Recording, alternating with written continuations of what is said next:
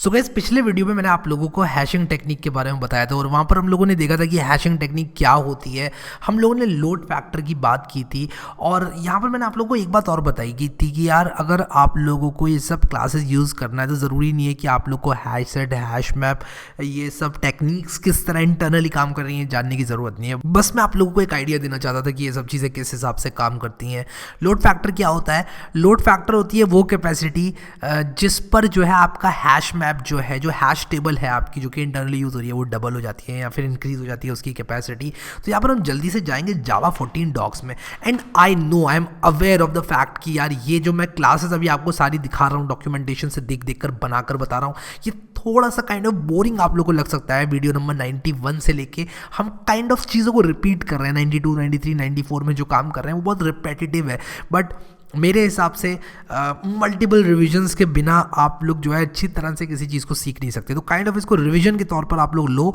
और हम अलग अलग क्लासेस के बारे में ऑब्वियसली बात कर रहे हैं, तो कोई रिपीट नहीं हो रही है चीज़ें, बट काइंड ऑफ चीज़ें एकदम सेम है। जिस तरह से हमने एरे लिस्ट के मेथड्स को पढ़ा था उसी हिसाब से हम लोगों ने लिंक्ड लिस्ट के मेथड को भी पढ़ा।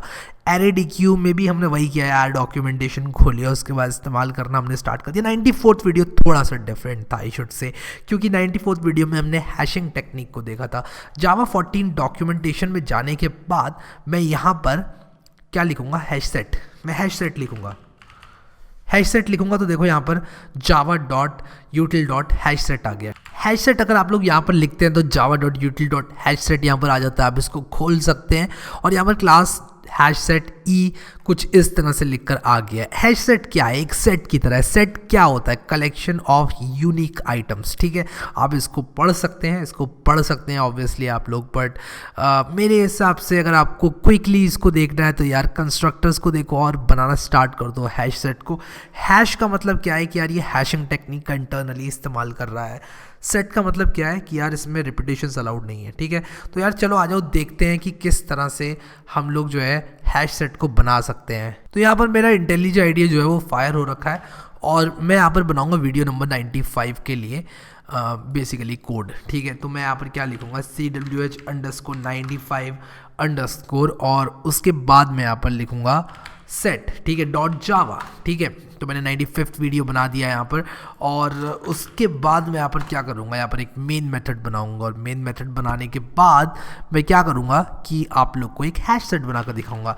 और हैश सेट में बनाऊँगा इंटीजर्स का। तो यहाँ पर देखो जैसे मैंने हैश सेट को इस्तेमाल किया, मेरी आईडी ने यहाँ पर java.util.हैश सेट को इम्पोर्ट कर लिया, यानी कि इसको पता था कि अगर मैं हैश सेट यूज़ करूँगा बिना इम्पोर्ट किए तो एरर आ जाएगा। तो इसने क्या किया कि हैश सेट को मेरे लिए इम्पोर्ट कर दिया बेसिकली। ठीक है, यहाँ पर लिखा मैंने हैश सेट। हैश सेट लिखने के बाद मैं यहाँ पर क्या लिखूंगा? इंटीजर, क्योंकि मैं इंटीजर का हैश सेट बनाना चाहता हूँ।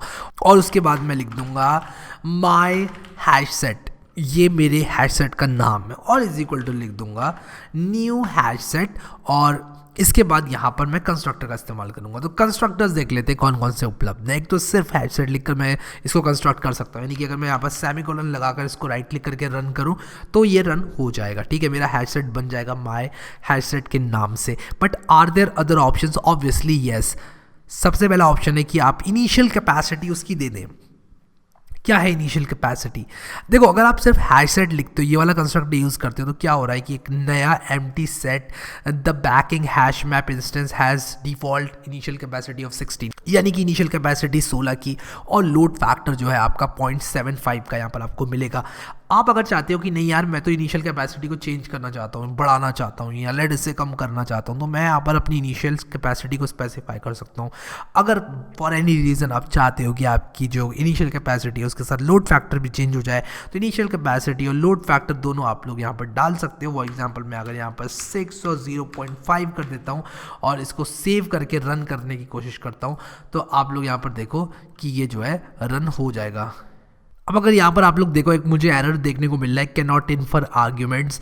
तो अगर मैं यहाँ पर डॉक्यूमेंटेशन में जाऊँ तो ये जो मेरा ये वाला कंस्ट्रक्टर है, इनफैक्ट मुझे ये वाला कंस्ट्रक्टर नहीं चाहिए था, मुझे फ्लोट वाला कंस्ट्रक्टर चाहिए था, यानी कि ये वाला कंस्ट्रक्टर चाहिए था। तो ये देखो यहाँ पर ये फ्लोट ले रहा है लोड फैक्टर को, तो मुझे क्या करना पड़ेगा? इसको फ्लोट बनाना पड़ेगा, यानी कि मुझे एफ स्पेसिफाई करना पड़ेगा। और ये पता है मैंने कहाँ पर बता रखा है?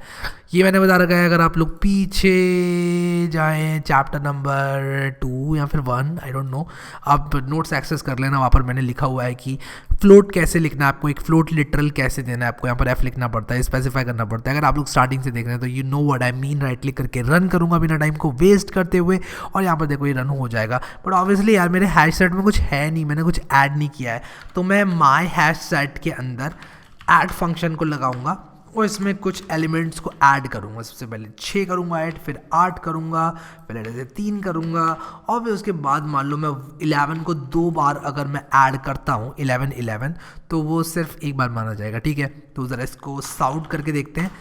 Bye the way, can we sort our my hash set जो कि हमने बनाया? Obviously you can do it, आप कर सकते हो इस तरह से प्रिंट माई हैश सेट को। और यहाँ पर देखो 8, 3, 11 और 6 यहाँ पर आपको देखने को मिलता है। अच्छा, मैं इसको डायरेक्टली एक एरे में क्यों नहीं ऐड कर लेता, मैं हैश सेट यहाँ पर क्यों बना रहा हूँ? ये भी एक सवाल है यार, इस सवाल का भी जवाब मुझे आपको देना है, और आपको एट दिस पॉइंट शायद पता होगा इस सवाल का जवाब, but I want to revisit the purpose of hash set. क्यों हमने इस तरह का हैश सेट बनाया? देखो यार, जब आप इसमें इंसर्शंस करोगे या फिर आप सर्च करोगे तो इसमें सर्च करते समय आपको कॉन्स्टेंट टाइम में सर्च देखने को मिलेगा, एंड दिस इज़ ह्यूज। आप अगर मान लो 1 लाख एलिमेंट्स इंसर्ट कर रहे हो और आप लीनियर सर्च करते हो तो आपको टाइम जो है वो लीनियरली बढ़ता हुआ मिलेगा, यानी कि जितनी बड़ी लिस्ट उतना ज़्यादा टाइम उसको सर्च करने में लगेगा।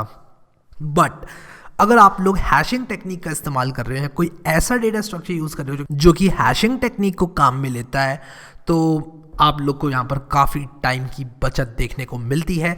इसके मेथड्स की यार अगर बात करूँ मैं, तो इसके कुछ इस तरह के मेथड्स हैं। किस तरह के मेथड्स हैं यार? कहाँ गए इसके मेथड्स? कहाँ हो बे मेथड्स तुम? हाँ, यहाँ पर है मेथड्स। मेथड समरी में जाते हैं। ठीक है, ऑल मेथड्स बूलियन, ये जो मॉडिफायर और टाइप है इसका बूलियन है। मेथड का नाम है ऐड। मैंने कहीं पर क्लिक कर दिया, शायद मैंने कहीं ऐसी जगह पर क्लिक कर दिया जिसने कि मेरा मेथड्स वाला पार्ट हटा लिया था, कोई बात नहीं। वॉइड रिटर्न करता है क्लियर। ठीक है, मॉडिफायर एंड टाइप, वॉइड और क्लियर। ठीक है, क्लियर क्या करता है? Removes all of the elements from the set. ठीक है, क्लोन क्या करेगा? एक शैलो कॉपी रिटर्न करेगा।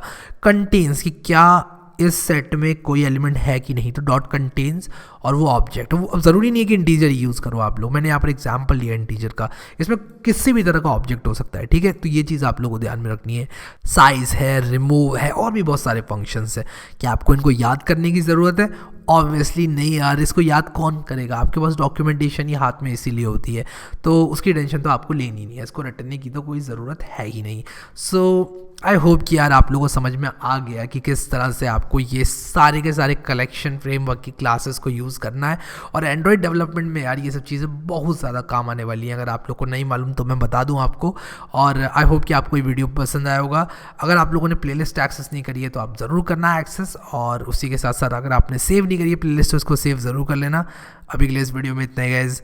Thank you so much guys for watching this video, and I will see you next time.